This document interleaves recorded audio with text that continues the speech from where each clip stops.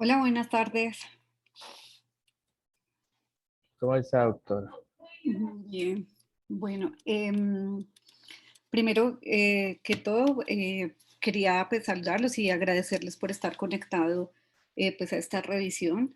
Quería decirles que vi la invitación que decía que presentación de la guía de sepsis neonatal. En realidad no vamos a hacer una guía de sepsis, vamos a hacer una revisión de tema que posteriormente nos servirá para realizar y concretar nuestra guía de las unidades pues, neonatales o la guía de, sobre todo de nosotros en Manizales. Porque hacer una guía comprende algo dispendioso, diferente, digamos, al enfoque de una revisión de tema. Y por premura del tiempo, digamos que lo que vamos a hacer ahora es como organizar y aclarar algunos conceptos y determinar qué hay en la literatura sobre exámenes, sobre diagnósticos, sobre tratamiento y algunas cosas. Entonces, no me permite pasar. Ya.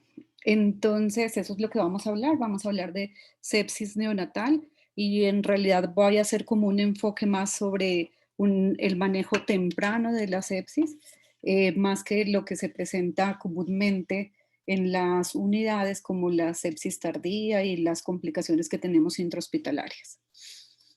Entonces, importante, vamos a hablar como, esto es lo que trataremos, vamos a tratar de definir qué es en realidad lo de la sepsis, vemos un poquito de epidemiología, cómo se presenta, cuáles son los factores de riesgo que tenemos para desarrollar sepsis en el recién nacido, cuáles son los gérmenes que más frecuente causan estas infecciones, las manifestaciones clínicas, las ayudas diagnósticas que podemos usar y vamos a hablar como de algunos escenarios clínicos para definir tratamientos.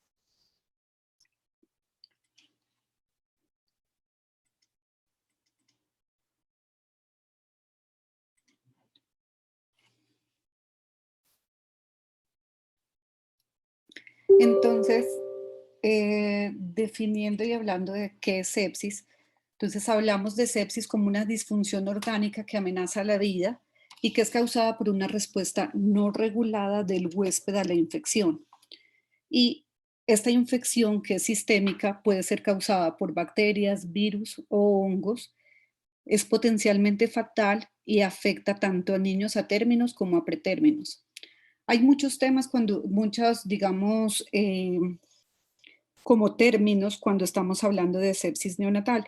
Y esto ha ido como evolucionando, digamos, con el pasar del tiempo. Entonces, se habló en un momento de sepsis, de SIRS, de sepsis severa, de shock séptico, y cada vez le íbamos dando como unos adjetivos. Si encontrábamos, por decir, hipotensión, si encontrábamos algo de disfunción, entonces estábamos hablando que nos enfocábamos a un shock séptico. Y digamos que definir como tal lo de la sepsis, pues iba perdiendo como un poder en estos términos. Pero, ¿qué es lo importante? Entonces, hablar que realmente es una disfunción de nuestros órganos que está amenazando la vida y que nuestro paciente no está siendo capaz de defenderse y está haciendo unas manifestaciones clínicas de ese compromiso. Y tal vez cabe rescatar el síndrome de respuesta inflamatoria sistémica, que en neonatos es cuando presentamos dos o más de los siguientes signos, que es tener una frecuencia respiratoria mayor de 60 por minuto, necesitar ventilación mecánica en el recién nacido a término, sobre todo, inestabilidad térmica, que tengamos una temperatura menor de 36 o mayor de 38,5, que tengamos un hemograma con unos leucocitos mayores a 34.000, estamos hablando del primer día de vida, o leucopenia menor de 5.000, o cuando hacemos una relación, digamos, viendo nuestros porcentajes de células inmaduras, que éstas superen el 10 al 20%, que el paciente tenga una taquicardia persistente, que sea mayor de 180 por 4 horas o tengamos una bradicardia menor de 100 durante media hora. Pero, ¿qué es lo importante de esto? Tal vez que el identificar a los pacientes que están presentando un síndrome de respuesta inflamatoria, pues es un paciente que realmente está grave o se va a complicar o va a necesitar que nosotros hagamos intervenciones muy rápidas. Entonces, es importante este concepto, sí, rescatarlo y tenerlo en cuenta porque nos indicará, digamos, hace que hagamos un manejo más oportuno y que nosotros tengamos en cuenta que es el paciente que se nos va a deteriorar o que va a necesitar o ya de por sí está mal. Entonces, miren que ustedes generalmente cuando trabajamos con adultos o con niños grandes le dicen, no, pero definir sepsis es muy fácil porque es que yo tenga una infección donde hay un aislamiento de germen y puedo tener mis ayudas, digamos, diagnósticos, mis reactantes alterados. Y aparte, el niño tiene signos de infección. Entonces, claro, eso pues en realidad es muy fácil. Y decir la sepsis probada como tal pues que cumpla estos criterios, pues fácilmente uno podría terminar el diagnóstico y empezar el tratamiento. Pero lastimosamente en neonatos no siempre tenemos como tal todas que digamos que todo salga positivo y que tengamos el aislamiento del germen, que tengamos reactantes alterados y tengamos los signos clínicos de infección. Entonces, algunas veces podemos tener signos clínicos de infección, de pronto algunos marcadores de infección positivos, pero no tenemos el aislamiento del germen. Entonces, esto es lo que nos hace pensar en si debemos tener o no, digamos, o dar un tratamiento pues para este paciente. Entonces es ahí donde aparecen estos términos. Entonces, sepsis probada, que como les dije es fácil, aislamiento del germen con unos inmunomoduladores, o sea, una PCR que puede estar positiva, y la presencia de signos clínicos de infección. Hablamos de una sepsis clínica o probable si yo tengo un paciente que tiene síntomas de infección y puede tener al menos dos resultados anormales, una PCR positiva, una leucocitosis, una trombocitopenia, un índice de inmaduros mayor de lo normal, pero tiene una presencia de cultivos negativos. Entonces, este es el que nosotros decimos que hubo una sepsis clínica probable. Sepsis posible. Entonces, tengo síntomas de infección y utilizo una PCR o interleuquina 6. Una de las dos puede estar elevada y no tengo pues presencia del germen en los cultivos negativos. Y sepsis descartada, pues es muy fácil. Ya sencillamente cuando ya tengo que no tiene el paciente síntomas, no hay signos como tal pues de infección y mis hemocultivos pues me dicen que no tengo la infección o están negativos. En general, cuando hablamos de sepsis posible y la sepsis, pues estos últimos dos, posible y descartada, son generalmente escenarios donde realmente no hay infección. Y lastimosamente siempre vemos que a veces nos llegan remitidos muchos niños que han tenido muchos, digamos, como manejos de antibióticos, diferentes líneas, porque pensaron en que tuviesen una PCR elevada o un indicador persistente de, digamos, alterado, estando el paciente bien, y entonces se asumió que era una sepsis y se siguió haciendo tratamientos antibióticos. Entonces, realmente podríamos hablar que en realidad un niño sí va a sufrir o sí va a tener una sepsis cuando tenemos la sepsis probada como tal y cuando hablamos de la sepsis clínica. Estas dos últimas, pues generalmente no estaríamos teniendo como tal un proceso infeccioso. ¿Y cuál es la epidemiología? Entonces, en realidad esto cambia mucho y depende mucho del lugar donde estemos. A nivel mundial, supuestamente la incidencia de sepsis global está entre el 0,7 y 0,9%. Estados Unidos tiene menos del 0,5% de sus recién nacidos pues con un proceso infeccioso, pero miren que hay publicaciones que hablan desde el 1 hasta el 5%. Y es así, por ejemplo, como en Colombia se encuentran algunas descripciones que están muy cercanas como al 5%. Entonces la incidencia varía, se describe casi de 2 de 3 de cada 1000 nacidos vivos. En Suramérica y Centroamérica puede llegar desde el 3,5 hasta el 8,9%. Y la mortalidad también cambia. Generalmente dicen que pues, produce hasta el 3% de lo de la muerte, pero se ha visto que los niños que son pretérminos o de muy bajo peso, los menores de 1500 gramos, pues esta mortalidad podría estar hasta en el 16% de los pacientes. Y pues, ¿cuáles son los gérmenes que más frecuentes están, digamos, relacionados con este proceso infeccioso?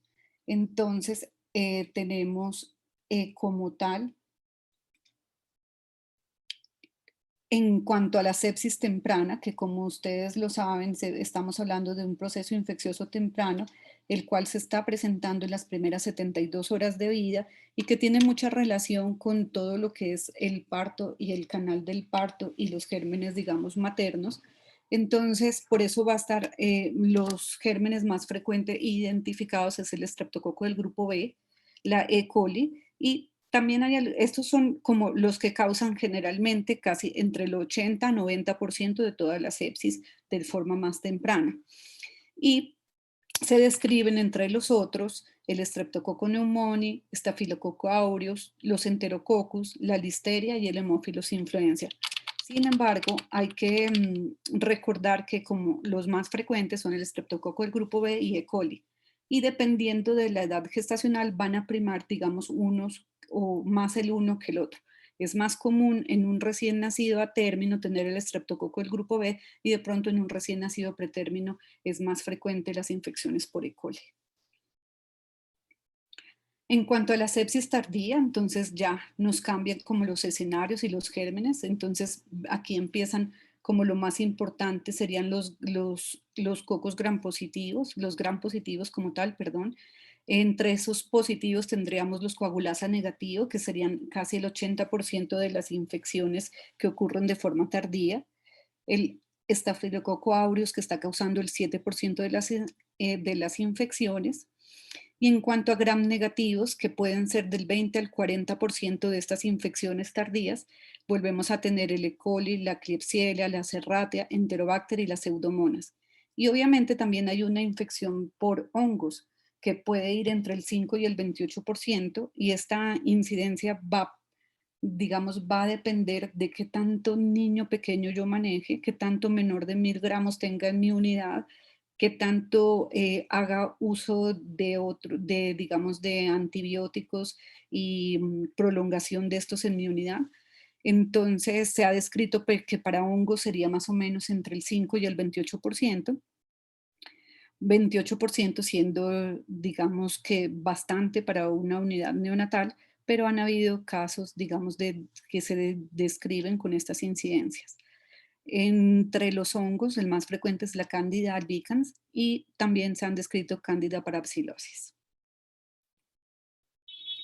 Entonces, como les decía, uno para decir que realmente un niño está enfermo y séptico, lo que uno quisiera es ir adelante de las cosas y que yo no tenga un niño con manifestaciones de shock o en un CIRS, sino que pudiera rápidamente pensar en cuál se beneficia de un manejo temprano con antibiótico. Y es por eso que aparecen unos factores de riesgo que son los cuales yo debo tener en cuenta en el momento de iniciar un antibiótico. Sobre todo, por ejemplo, nuestros internos, los médicos generales, las personas que están en contacto con el recién nacido y con la mamá, con las madres de los bebés, pues importante que lo tengan en cuenta porque estas, digamos, estos factores, si yo los modifico, pues voy a disminuir la incidencia de infección en mi recién nacido. Entonces está la madre portadora de estreptococo del grupo B como un factor de riesgo. Se mira que los radios, o sea, la posibilidad o lo que aumenta la infección para una mamá portadora de estreptococo del grupo B es de 204 veces más que una mamá negativa para estreptococo del grupo B. O sea, un hijo tendrá 204 veces más la posibilidad de infectarse si su mamá es portadora de estreptococo del grupo B. En cuanto a las maternas, entonces una sería la madre portadora de estreptococo del grupo B, la ruptura de membranas que sea mayor de 18 horas, que tiene unos radios de 7.28, se aumenta 7 veces más la posibilidad de infectarse, y la corioamnitis en 6.42, la madre febril intraparto aumenta 4 veces el riesgo de infectarse, entonces esto en las condiciones maternas, y en cuanto a las condiciones del bebé, tener un peso al nacer menor de 1000 gramos, miren que da un 24.8 más posibilidad de infectarse que un recién nacido a término, y también un peso al nacer menor de 2.500 tiene un odds radio de 7.37. Entonces, como ven, estos factores pues van a alterar el desarrollo y van a hacer que determine yo la posibilidad y que tenga en mi mente que el niño de verdad está corriendo la opción de infectarse y a cual yo debo asegurarle un tratamiento más rápido y estar más juicioso en su vigilancia. Entonces, si tratamos de ver, una cosa son como los factores de riesgo y adicionalmente lo otro es qué manifestaciones clínicas yo puedo encontrar en mi paciente o en el niño. Y entonces aquí empezamos a sufrir porque en realidad las manifestaciones clínicas de infección o de sepsis en el niño son variadas, que pueden ser por muchas cosas y adicionalmente, mejor dicho, digamos que podemos tener diferentes áreas comprometidas y en cierta forma ser también como muy inespecíficas porque pueden estar con estos síntomas o signos, los podemos encontrar como en otras patologías o otras manifestaciones. Entonces, por ejemplo, en apariencia general, a uno le hace pensar cuando tengamos algo como palidez, piel moteada, aparezca con petequias, esté ictérico o le veamos una inestabilidad térmica. No necesariamente tiene que ser fiebre, sino, por ejemplo, distermias, que se le esté bajando la temperatura. Estas cosas también nos deben hacer pensar que pueda estar con un proceso infeccioso. En cuanto a la parte neurológica, si está letárgico o al contrario está muy irritable, si tenemos hipotonía o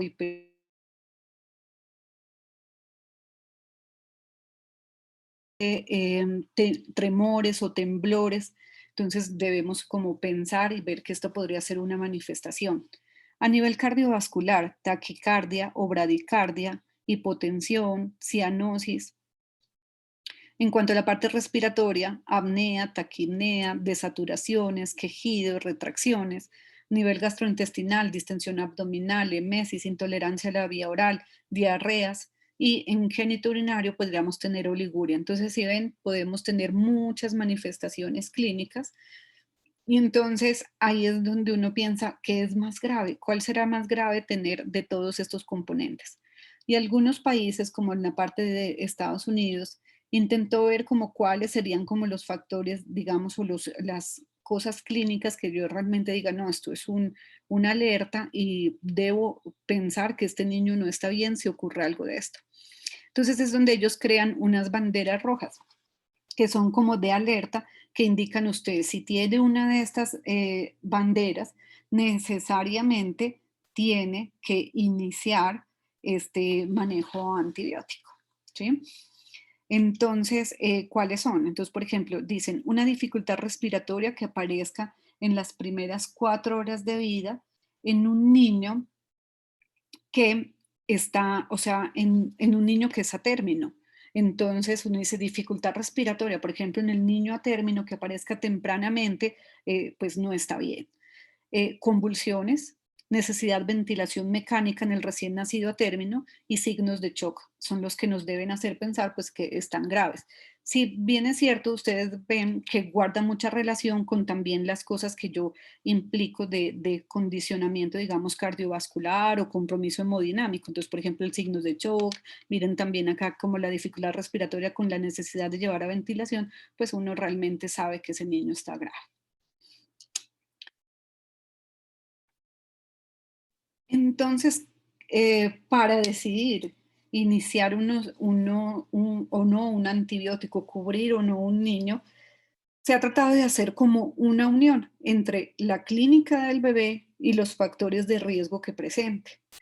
¿Sí? Entonces, por ejemplo, para los norteamericanos, en un recién nacido pretérmino, por ejemplo, es de muy alto riesgo tener una coriamnitis, ¿sí?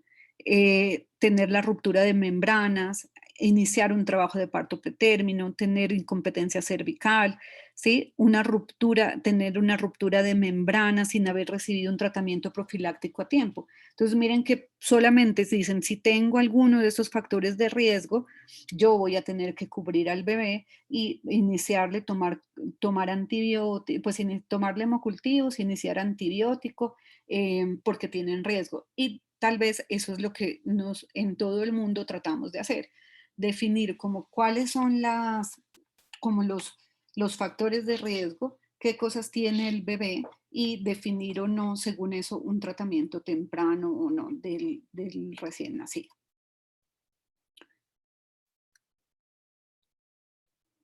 Entonces ustedes me dicen, bueno, pero ¿y si yo tengo un niño que no luce mal, pero tiene algunos factores de riesgo, pero como que no sé si me entiendes, le pongo, no le pongo el antibiótico, qué cosas voy a necesitar, qué puedo yo usar adicionalmente como para mejorar, digamos, mi posibilidad de diagnóstico?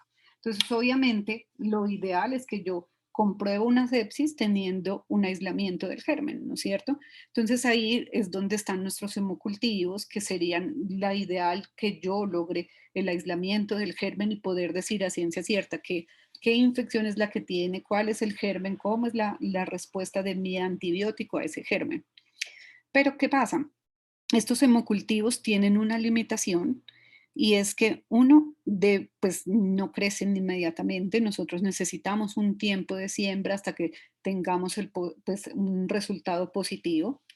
Van a depender de muchas cosas y podemos tener unos falsos positivos, por ejemplo, si no utilizamos el volumen adecuado cuando tomamos la muestra, si esa muestra fue contaminada, si no se hizo una adecuada toma digamos, de estas muestras, pues obviamente vamos a tener un falso positivo.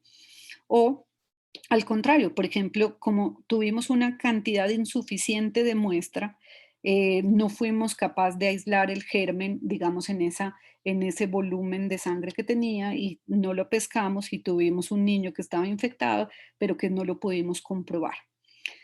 Sí, importante que lo tengamos en cuenta y miren esta gráfica del lado derecho, es que yo cuando tengo un proceso infeccioso real y tomo bien unos hemocultivos, si se dan cuenta de estas dos curvitas, digamos, del lado derecho, el- la idea que te dibuja, esto es una curva, bueno, que el pico más, digamos que cuando yo empiezo a obtener el pico más alto, sería cuando es el punto, digamos, donde yo capto la mayoría de los niños, aquí en este caso la mayoría de los cultivos positivos.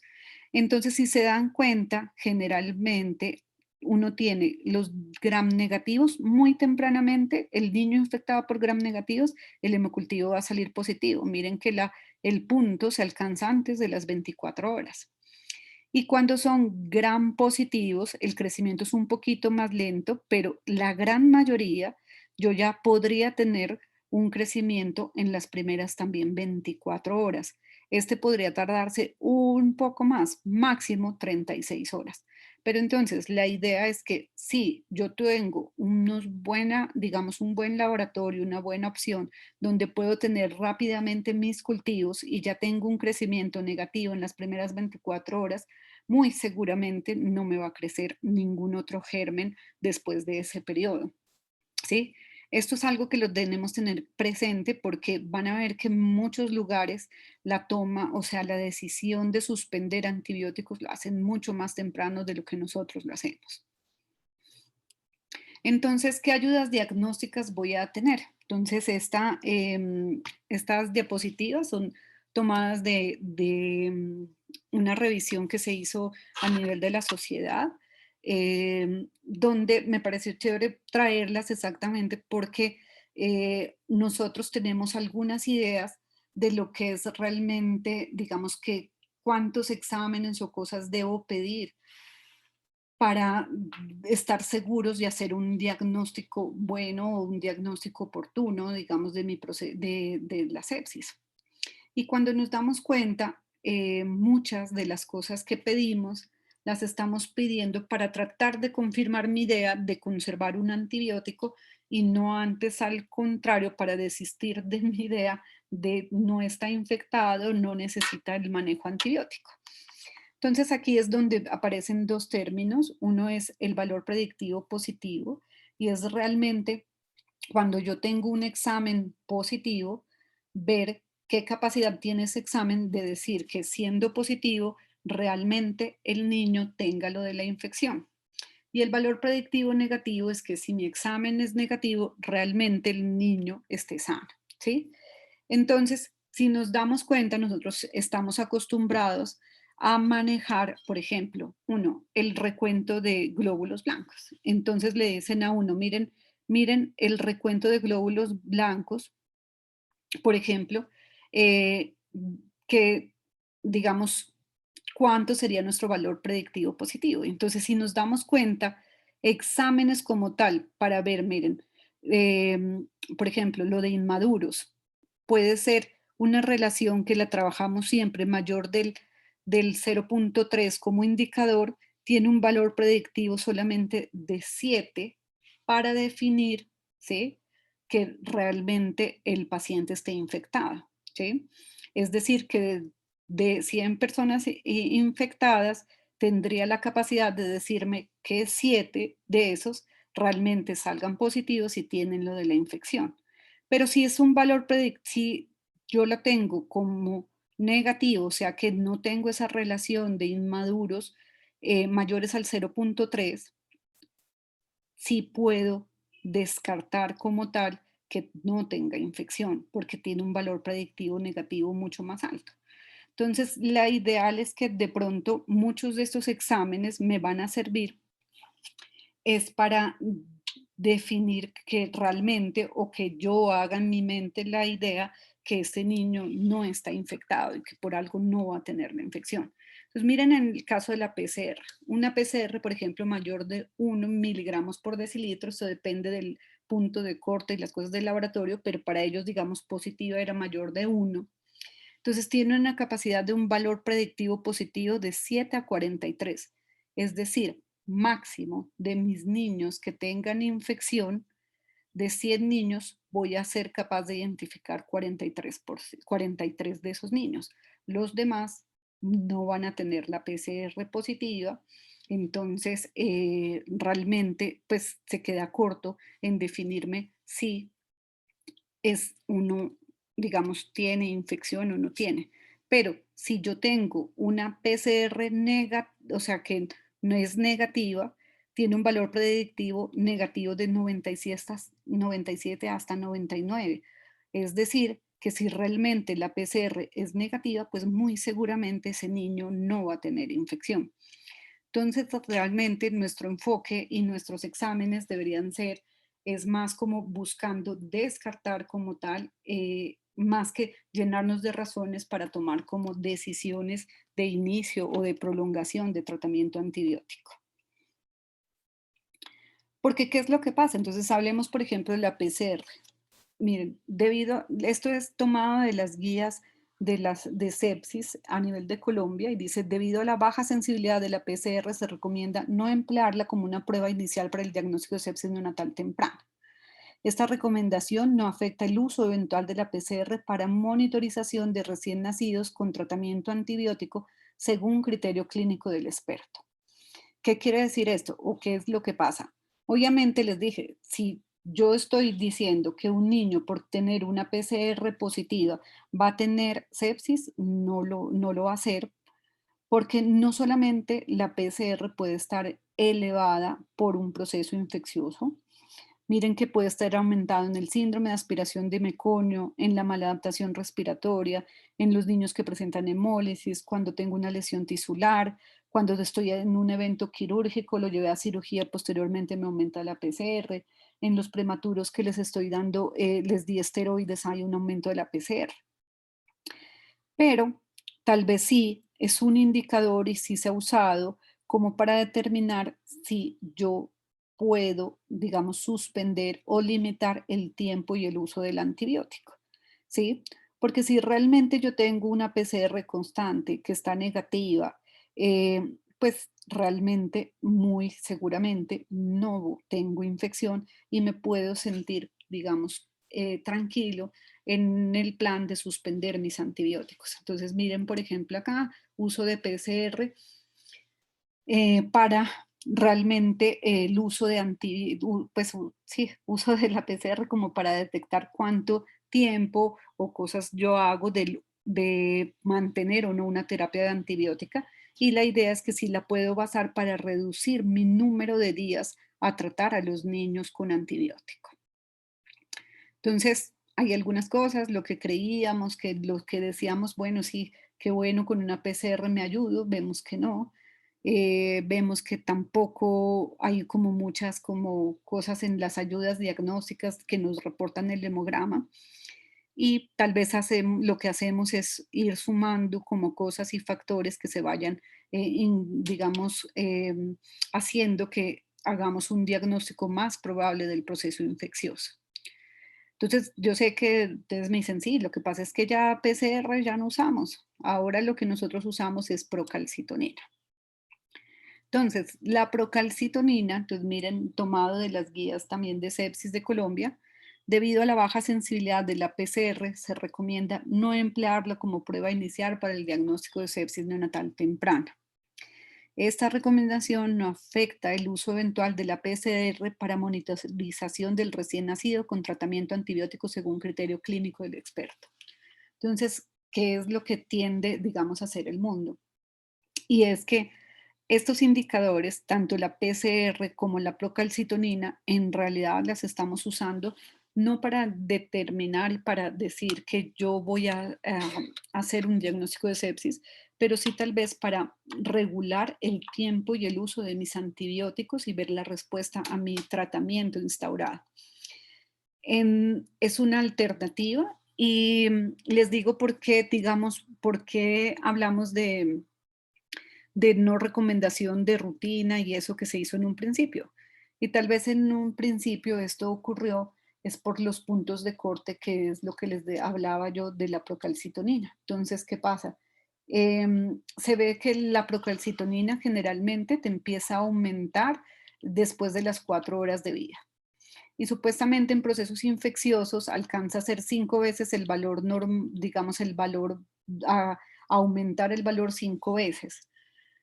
Em, pero entonces, ¿qué pasa? La condición del recién nacido varía en sus primeras, ustedes saben que varía en sus primeras horas, inclusive en su primera semana de vida, y entonces no se tenía claro como cuál sería el punto de corte más adecuado para qué es, para definir cuándo realmente me indica que tenga un proceso infeccioso o cuándo la considero positiva.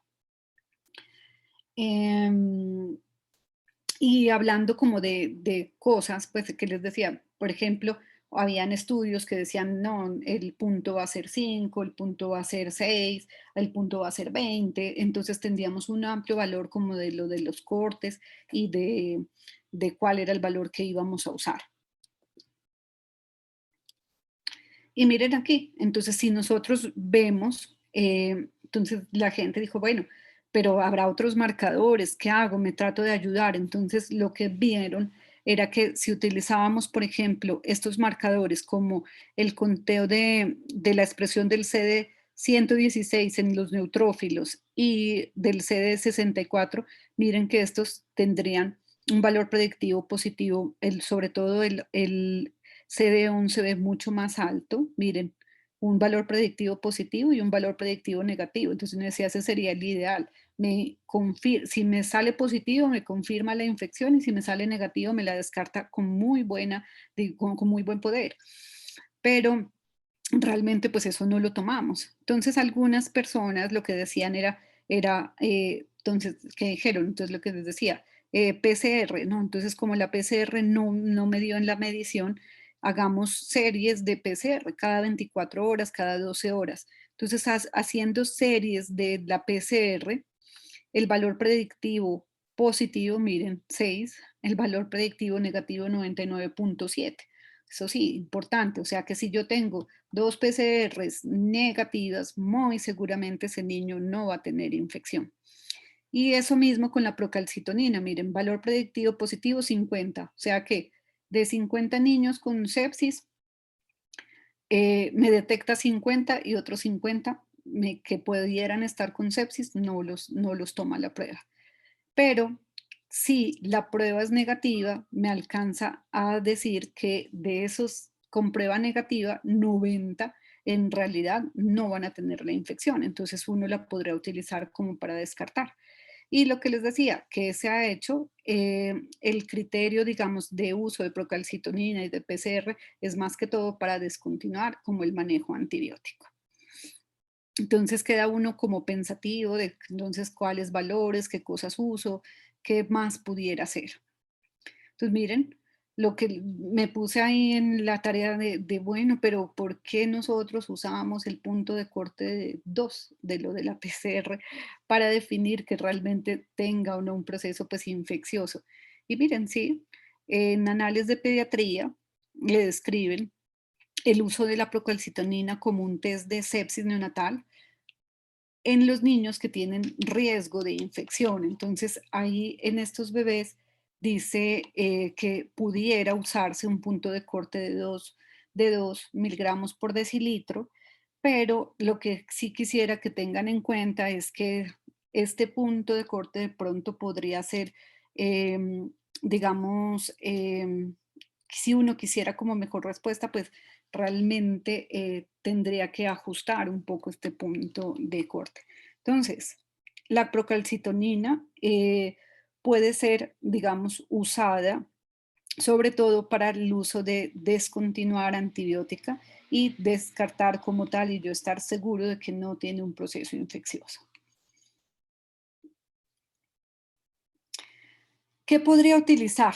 ¿Qué cosas sí y me ayudan, digamos, en las cosas? Entonces ahí están todo lo que llamamos de los estudios moleculares y es ahí donde aparece el Film-and-Ride, que lo ideal es que es una prueba rápida y que, digamos que de forma oportuna deberíamos tener los resultados de esta prueba, porque esto nos obligaría, digamos, a no pensar tanto en si lo inicio, no le inicio el antibiótico, no, porque si yo tuviera realmente una respuesta en 2 horas o en 1 hora, pues definitivamente le estaría empezando manejo antibiótico al paciente que sí necesita y que sí tiene el proceso infeccioso.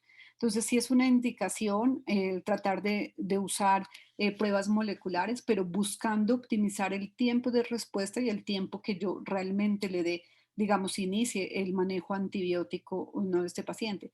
Y claro, miren que todas estas pruebas moleculares tienen una sensibilidad muy alta y una especificidad muy buena como para realmente detectar la infección. Es decir, el que me sale positivo en un Film-and-Ride, pues definitivamente tiene la infección y tiene la enfermedad.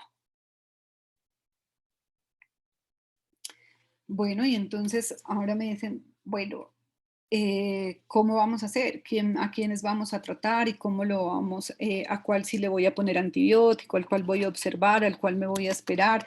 ¿Qué necesito de clínica para definir el antibiótico? Porque si no puedo utilizar mis pruebas como tal, digamos, mis indicadores de infección, entonces, ¿qué voy a hacer? Los hemocultivos se demoran, no hay muy buena respuesta con las pruebas moleculares, entonces, ¿qué hacemos? Entonces, ¿y qué tratamiento voy a utilizar? Entonces, lo que les dije, uno, vamos a dividirnos como tratando de hablar de escenarios y cosas. En todo el mundo, digamos, y quería mostrarles, estos son como los medicamentos que usamos. Miren que no, digamos, no difieren mucho a lo que generalmente usamos. Nosotros utilizamos como primera línea siempre la ampicilina acompañada de un aminoglucósido que puede ser gentamicina o amicacina, que está descrito acá. Para nuestra sede, que es de Manizales, usamos como aminoglucósido la amicacina. Bueno, entonces pueden ser, miren, ampicilina, gentamicina. Miren, otra opción que tienen otros países es utilizar penicilina con un aminoglucósido. Y obviamente para otras patologías y otras cosas nos aparecen ya como opciones piperacilina tazobactam, meropenem, vancomicina y pues cefotaxime, que generalmente nosotros la usamos como más enfocado en el paciente de sepsis tardía o los pacientes que están hospitalizados. Entonces, realmente, pues miren que sí guardamos como relación con respecto al mundo en cuanto a la aplicación y los gérmenes.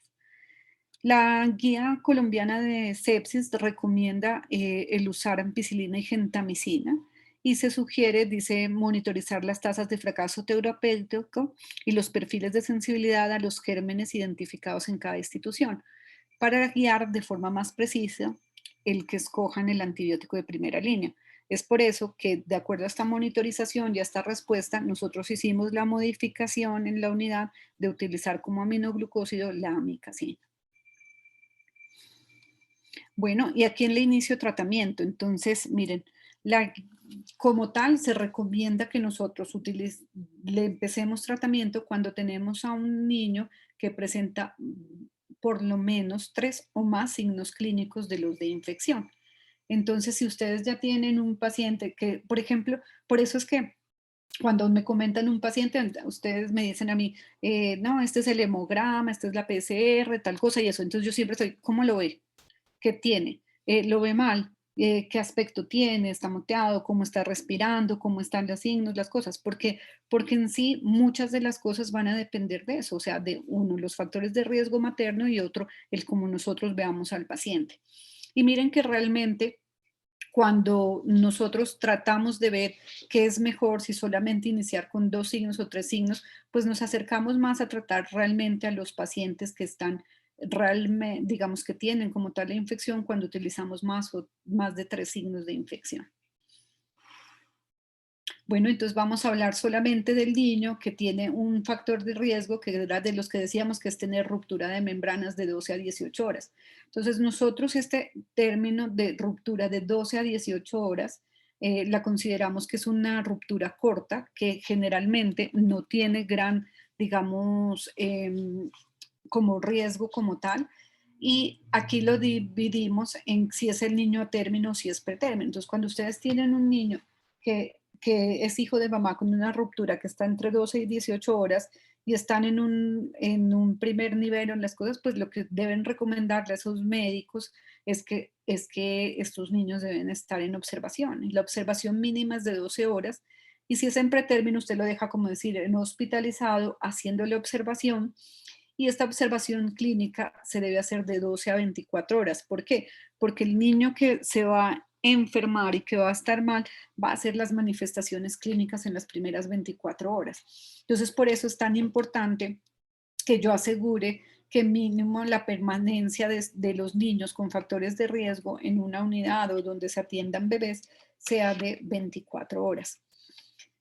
Y cuando lo estén observando, no es que es solamente, lo voy a dejar ahí junto a la mamá y si pasa algo, bueno, me avisan. No, las personas que están vigilándolo deben tener en cuenta cómo está su frecuencia cardíaca, cómo está la frecuencia respiratoria, cómo es la saturación, cuál es la temperatura que maneja, si está tolerando la vía oral o no, cómo es su mecánica respiratoria y si hay alguna alteración en el estado de conciencia. Generalmente, cuando tengo un niño con esta ruptura de 12 a 18 horas, no le hago exámenes, no inicio antibiótico, independiente si es pretérmino o a término.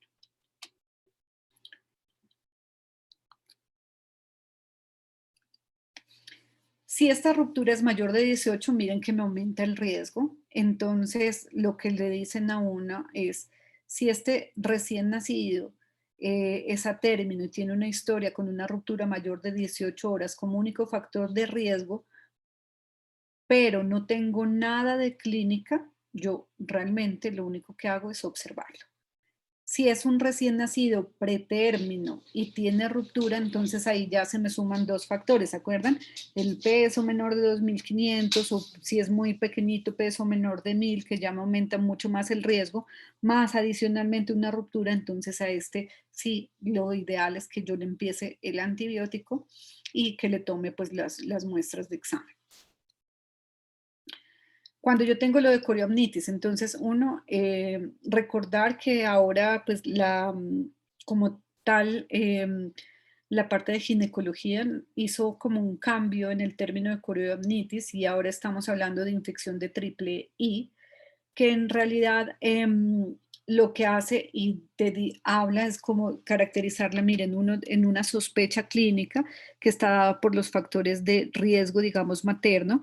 Entonces te dice que si tú tienes una mamá que se puso febril en el momento, digamos, de lo del parto y adicionalmente tienes, por ejemplo, aumento de una taquicardia con una frecuencia cardíaca mayor de 160, o que pues que está constante durante 10 minutos o más.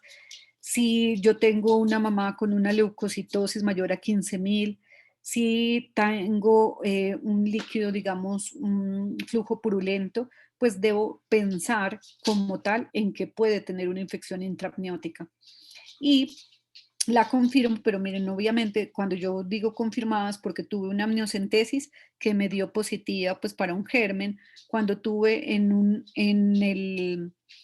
¿qué le iba a decir? El cultivo del líquido amniótico positivo como tal, pues compruebo lo de la infección, o si estoy en una glucosa baja ese líquido también comprueba la infección.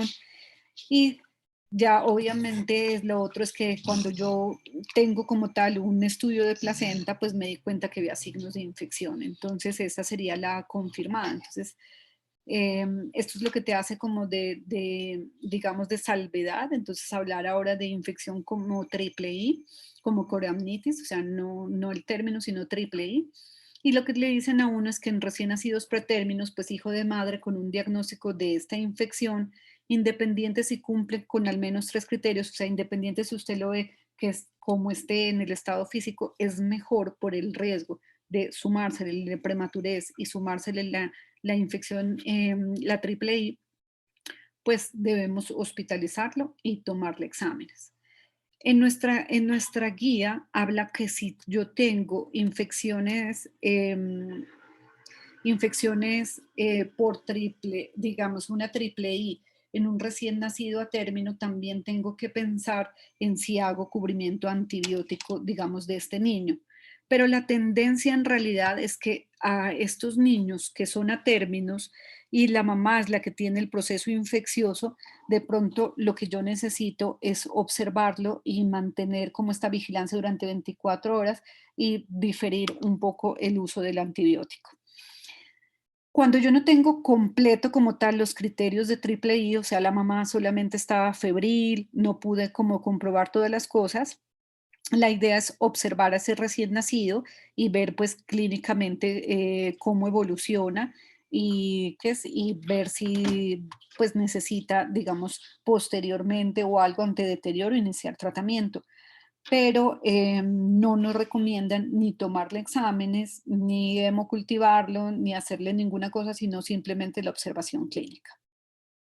Entonces, miren acá el resumen tomado de la revisión de lo de sepsis. Entonces decía, ruptura mayor de 18 horas. Entonces, si es mayor de 18 horas y es un recién nacido a término, obsérvelo, no le tome exámenes. Si es menor de 37 semanas, como es un pretérmino que aparte tiene una ruptura y se me suman 2 riesgos, es mejor iniciarle tratamiento antibiótico. En el pretérmino con coreamnitis, tengo que hospitalizarlo y tengo que empezarle antibiótico. En el de madre febril, si es prematuro, entonces yo tengo que ver si adicionalmente, digamos que cómo está el bebé, pero si es un prematuro, como es pretérmino y se me suman como los riesgos y el estar la mamá febril, pues también debo empezarle antibiótico. Y en el a término, sí, solamente tengo que hacerle vigilancia y observación clínica, como les anoté, para definir como el tratamiento y las cosas. Bueno, entonces uno de ustedes me preguntó, no, pero doctora, ahora ¿cómo es que funciona eso de la calculadora? Que uno pone los datos y él le dice, el programa le dice, póngale o no le ponga antibiótico. Entonces, ¿qué pasa? Eh, se, digamos como para que uno trate como de ver que todo es como escenarios y que todo depende de la condición de la mamá y de los signos de lo del bebé. Entonces se trataron de hacer como una evaluación de una calculadora donde tú pusieras como solamente los daticos y que esto te dijera como qué hacer o cómo a quién das de tratamiento o a quién no. Y si se dan cuenta, la calculadora lo único que hace es evaluar lo que hablábamos de factores de riesgo. Entonces miren acá, esto es tomado de mi celular. La aplicación se llama EOS y se descarga gratis pues para sistema Android, cuando también para los iPhone. Pero miren lo que tiene en cuenta. Uno, la incidencia de,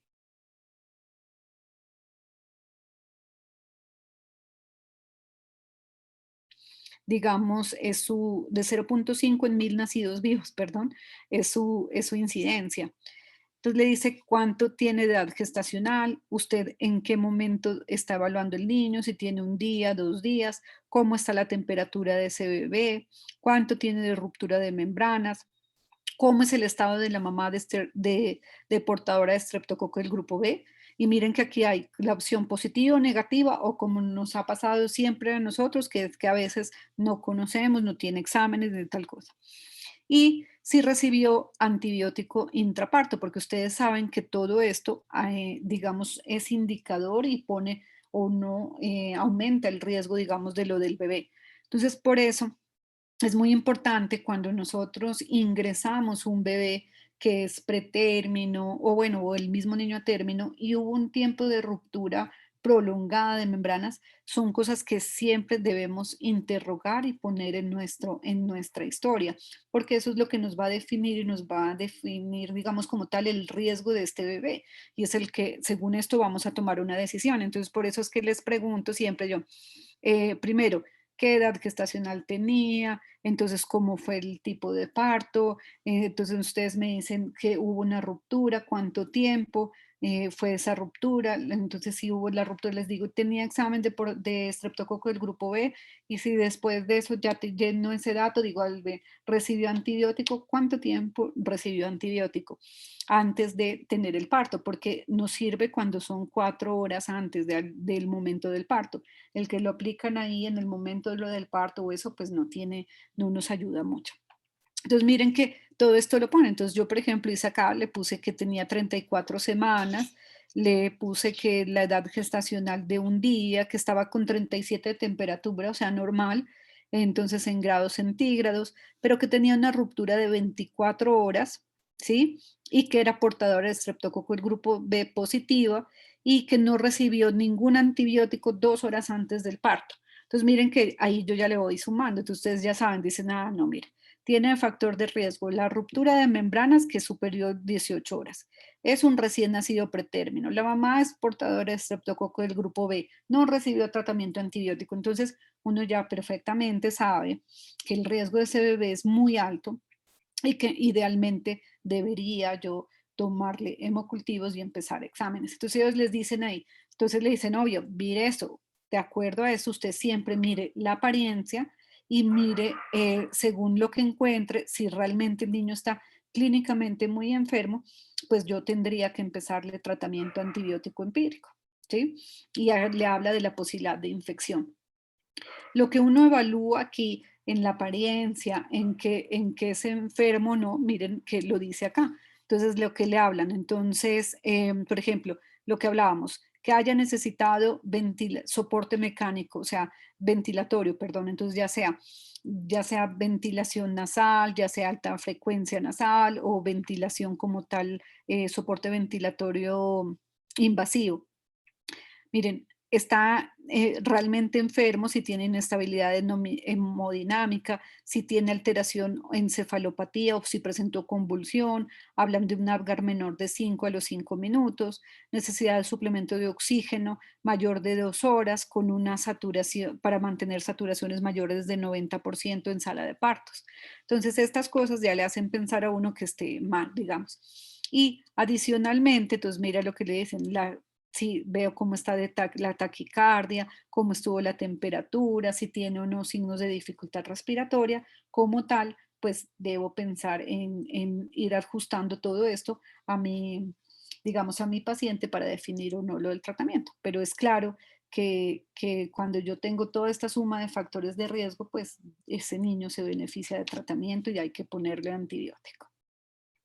Pero entonces, ¿cuánto tiempo hago durar el tratamiento antibiótico? Entonces, miren lo que nos dice. Cuando usted tenía un caso de sospecha de infección, estamos hablando de ese que es de sepsis probable, que yo estoy pensando que pueda tener algo de infección, pero realmente tengo los hemocultivos negativos y la evolución clínica es favorable, la guía de sepsis colombiana le dice que uno debe suspender los antibióticos entre las 48 y 72 horas.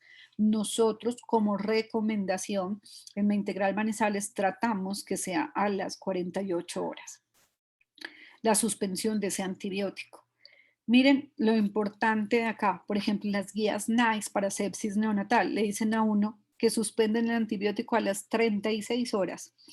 ¿Y por qué a las 36 horas? ¿Se acuerdan de la gráfica que les mostré de la positividad de los hemocultivos?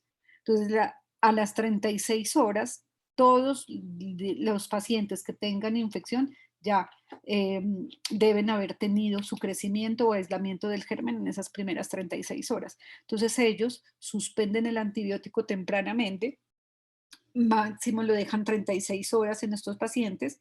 Y muy importante, miren, en la aplicación de los aminoglucósidos hacen máximo una aplicación de aminoglucósidos, porque no dejan que llegue, por ejemplo, ustedes saben que en los pretérminos la dosis le quedaría cada 36 o cada 48 horas, entonces no dejan que llegue como a la segunda dosis de estas guías, digamos, pues en el tiempo para la aplicación. Claro que solamente ponen una segunda dosis si el paciente tiene ya un aislamiento de un gram negativo o si el paciente está críticamente enfermo. Cuando nosotros tenemos una sepsis comprobada, el tratamiento debe durar de 5 a 7 días. Lo máximo que nosotros pensamos que debe durar son 7 días de tratamiento. Entonces, esto es muy importante para escalonar nuestras cosas. Miren, una de las cosas y de los empleos que le dicen a uno posibles de la PCR y la procalcitonina es que si yo tengo duda en si dejar de 5 a 7 días, podría tomar una PCR o una procalcitonina para ver cómo va la evolución clínica de este paciente y de pronto diferir que no doy 7 días completos, sino 5. ¿Cómo lo hacemos con la sepsis clínica? Que en realidad con 5 días de tratamiento antibiótico tenemos para controlar la infección y el paciente pues nos va a mejorar. Pero ¿por qué, digamos, hacemos tanto énfasis en el rápido descalonamiento, no, suspensión, la rápida suspensión del tratamiento antibiótico? Porque el tratamiento antibiótico tiene unos efectos, ¿sí? Unos efectos tanto a nivel de la unidad, a nivel del paciente, como pues de las condiciones, pues como tal. Entonces, por eso es lo importante de uno, de solo ponerle antibiótico al que realmente lo necesite y segundo, suspender rápidamente el antibiótico. Entonces, la invitación es a tener estos tiempos en mente y ojalá lo pudiéramos hacer mucho más temprano. Si nosotros tenemos dificultades con lo de en nuestra respuesta a los hemocultivos, sí nos podríamos basar en las tomas o el control de la PCR y de la procalcitonina para definir de pronto una suspensión más temprana de antibióticos. ¿Por qué suspender el antibiótico? Entonces, hacemos ese énfasis porque uno, aumenta la resistencia bacteriana, incrementa las tasas de infección por cándida en las unidades neonatales, altera el microbioma como tal, incrementa la incidencia de enterocolitis y está relacionado en número de días de tratamiento antibiótico con mayor mortalidad. Pues miren acá, por ejemplo, en esta tabla que es tomada Clinical Perinatology del 2015, cuando nosotros hablamos de tratamiento, digamos, de antibiótico, lo que vieron es que las pacientes, ¿sí? En los muy pretérminos, menores de 1500 gramos, que la gran mayoría terminan con cubrimiento antibiótico, nos va esto a producir, digamos, un riesgo o aumentar el riesgo de injuria a nivel neurológica, de tratamiento para ductus persistente, nos va a influir en leucomalasias periventriculares a nivel neurológico. Y miren aquí también, entonces hay en todos los infantes, entonces estos son en los de menores de 2500 y estos son los en los muy, muy pequeñitos, nos influye en el desarrollo neurológico, también en la parte de lo del ductus, nos ayuda también y nos interfiere en algo de lo de la retinopatía que no salió acá, pero es 1.29. Entonces, miren que el antibiótico también ejerce unas cosas y sabemos que hay mayor probabilidad de daño neurológico, mayor probabilidad de perpetuar lo del ductus, de presentar enterocolitis necrotizante en nuestros recién nacidos y adicionalmente de causar retinopatía. Entonces, por eso es también la importancia de definir. Y asimismo, como se hicieron estos estudios, digamos, cuando se buscó ver qué es lo que pasaba con estos niños que habían recibido antibiótico, entonces se vio que aumentaba la mortalidad, obviamente el antibiótico aumenta el tiempo de estancia, incrementa los costos y está relacionado con una alteración en el desarrollo neurológico. Entonces, no es, digamos, en vano el reflexionar, el tratar de suspender el antibiótico de forma temprana y también el elegir el paciente adecuado para recibir el tratamiento antibiótico. Tratemos de, en lo posible, de esos pacientes que nos remiten por PCRs que no están bien o que no tienen, digamos, sin poder aislar el germen, ver realmente cuál es la condición y si hay otras cosas que me estén alterando estos indicadores para realmente darle tratamiento antibiótico al que lo necesita y no olvidar que contamos con algo muy importante que es la observación clínica, que el hecho de que esté monitorizado y que estemos pendientes de su estado, pues nos da una ventaja para definir o para, digamos, pensar en el adecuado manejo de lo de los pacientes. Muchas gracias.